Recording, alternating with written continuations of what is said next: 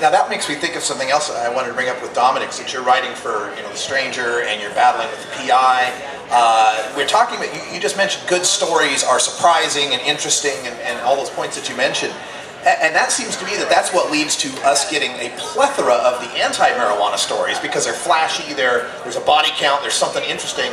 How do you break through that wall?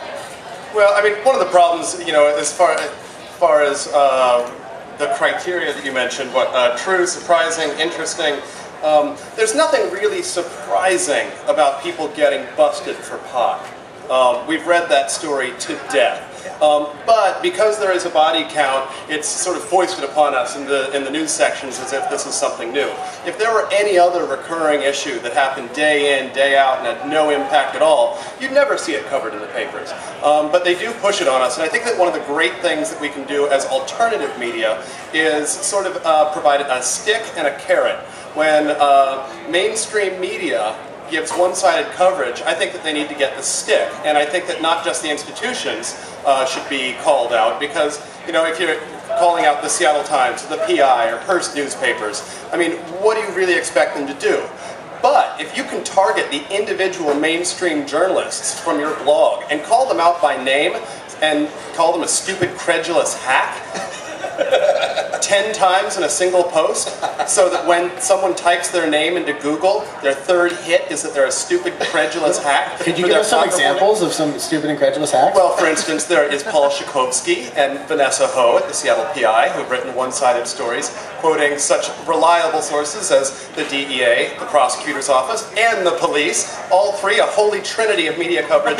They're not calling Barney Frank, they're not calling our congressional representative Jim McDermott, they're not talking to anyone at Normal or MPP, because they're stupid, credulous hacks. So I think they need to get the stick, but there's also a great opportunity in alternative news media and blogs to prop up the reporters that do a great job, as I did for a reporter at the Seattle Times named Jennifer Sullivan in a post I wrote last week, and she wrote me and said, "Oh my God, thank you, I really appreciate it," because she did a great job covering an ecstasy overdose case.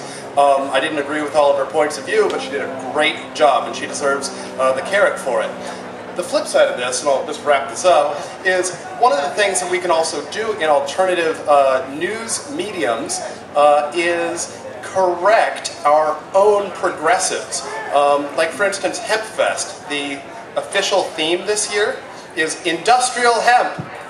Yeah, that's the most insipid theme I've ever heard in my life for a Hempfest. I mean, that's like saying that that the theme of gay pride is gay. Well, of course it's gay, And of course Hempfest cares about industrial hemp, but we need something that actually is interesting and surprising if it's going to be news. And you're talking about rallies not being a great way to get good press coverage. Well, saying if your theme is hemp for Hempfest, there's nothing surprising or interesting about it, and Hempfest deserves to get dinged for that. So you really get to sort of walk the middle of the road and ding people on both sides when they do something wrong, and then prop them up when they do something right. Yeah, okay, and I think that he makes a really good point there, that we need to, as activists, and this was the previous panel that was up here, counteracting the myths that come out of our side. We need to have that credibility and address that even amongst our own people. Now, another aspect of this, when we're dealing with the media, is not just the journalistic aspect, but also the culture aspect. And it always just blows my mind to see, when we get the paper or whatever, how there's 6 or 7, every time there's a negative story, or, and I'm talking to Paul Armentano a lot about this, whenever there's a study that comes out that purports the harms of marijuana, it spreads like wildfire across the AP, Reuters, it's all over the place. When they come out with these studies about, marijuana being good for neuropathic pain, you got to look 3 pages into Google to find it. It doesn't pop up to the top like that. So on the one hand, on the journalism side, we get the scare journalism, the scaremongering that's just massively out there. But on the culture side, it's never been more positive. I mean, with the movies that are out and Pineapple Express and so on. So Steve and I talk about this every week when we're talking about the celebrities that are pro-marijuana, and yet it seems like, aside from the ones we all know, Willie Nelson, Woody Harrelson, and so on, that a lot of them aren't so, wanting to come out for it. Why this disconnect? Why is it so popular in the culture but so demonized in the journalism? Well, Woody Harrelson's a great example. I mean, he's been here to this Hempfest, and I believe, I think he believes that, his advocacy hurt his career. That it kind of set him back a little bit. I don't think he would do it again another way, but I think, some people, face that kind of situation. It certainly hasn't harmed Willie Nelson. It can harm Snoop Dogg because they keep going after his bus, or Willie's bus. I mean, that's sort of the problem. A lot of the celebrity stoners stay in the closet because if they're too out front, they're like a lot of stoners. They get paranoid. They think they're going to get targeted.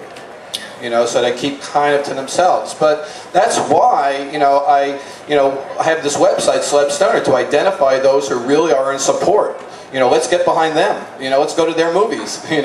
Jack Black's in a new movie. Well, whether you like it, maybe go see it. Just follow his career. Support Bill Maher. He's a great, activist. Who else, says what he says on television on a regular basis? Nobody. So get behind these people and just identify who they are, and then. Some of them are borderline people. I mean, you could be Matthew McConaughey or Owen Wilson, people like that who sort of play characters that sort of seem stony, but you're not quite sure what they really advocate because they don't really talk about it. But I can say that, Matthew McConaughey once hit me up for a joint. And it was funny. He said, I was at the reunion for Dazed and Confused down in Texas, and it was after the show, and I was just like hustling him to, appear on the cover of High Times, and he's like totally like, okay, sure. And then he goes, and he gives me this thing. He goes, there are high times and there are low times. And this is one of those low times.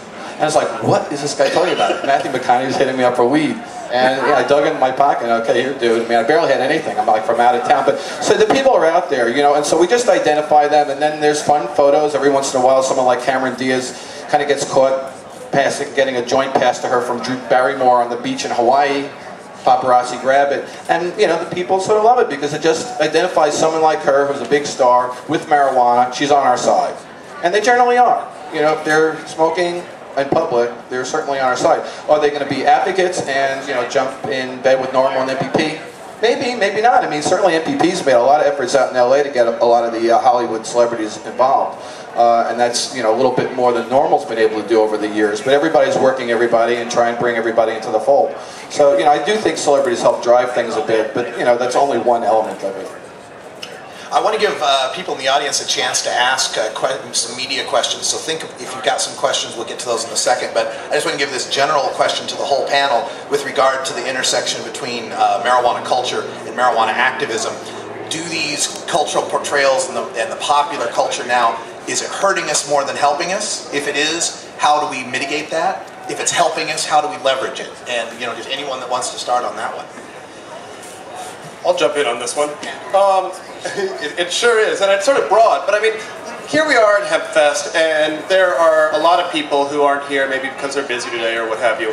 There are a lot of pot smokers who would come to Hempfest if there weren't so many fucking tie-dyes hanging everywhere, and there weren't tie-dyes hanging on the stages, because they can't relate to that culture. The biggest, most hardcore pot smokers I know are a couple of Chicago musical sing-along fags. They like anime, and they like video games, and they swish around and call each other girl. And the idea of coming down to Hempfest is like getting into a big Vaseline-crusted, fucking ash-covered bathtub of dirty hippie sweat. And you know what? They have their own version of pot culture. But it ain't this version of pot culture. And I think that if we are going to talk about pot culture generally, it doesn't need to be the permutations of this sort of folksy hippie thing in the 60s. It needs to be what actually is something a lot of people can relate to. It doesn't have to be mainstream America. It's not like, oh my god, everybody needs to wear a suit at the Hempfest. I mean, first off, you could sweat to death. But you could be dirtier than the hippies. I think that we really do need to diversify what pot culture is so we don't scare off the people who would and should be our allies. Let me take issue with Dominic's dirty hippie comments. I don't like it. I think it's offensive, and I wish he would stop doing it. I used to have dreadlocks down to my butt.